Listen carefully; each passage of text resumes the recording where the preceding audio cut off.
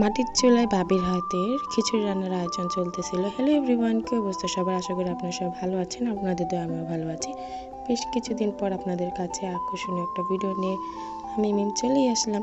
তো ওই দিন ভাবির হাতের মাটির চুলায় আমরা সবাই মিলে জোলাপাতি খেলতেছিলাম খিচুড়ি দিয়ে।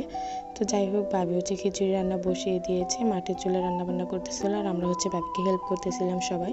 এদিকে রান্না বান্না করুক, চলুন আপনাদেরকে আমাদের পেজের কিছু জুয়েলারিস কালেকশন দেখানো যাক। রমজান উপলক্ষে আপনারা যারা আমাদের পেজ থেকে অর্ডার করতে চান, অবশ্যই আপনাদের জন্য ডিসকাউন্ট আছে। তো চলুন কথা না বলে আপনাদেরকে আমাদের কালেকশনগুলো দেখানো যাক। এখানে অনেক সুন্দর সুন্দর জুয়েলারিস কালেকশন আছে। আর তাছাড়াও আপনারা যারা আমাদের পেজ থেকে অর্ডার করতে চান, অবশ্যই জেরেন্স গেমারে গিয়ে দেখে এবং অর্ডার করবেন।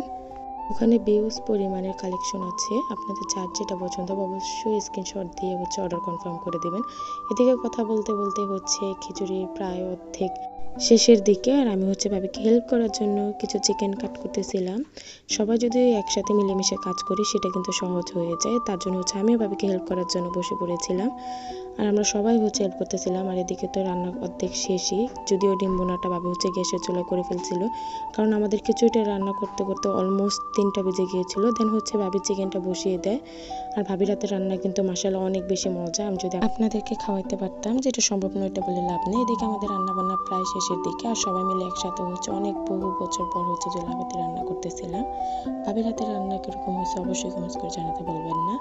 দেন আমরা পার্টি বিছিয়ে সবাই খেতে বসে পড়লাম। যাই হোক, আজকে ভিডিওতে এই পর্যন্ত। আল্লাহ হাফেজ।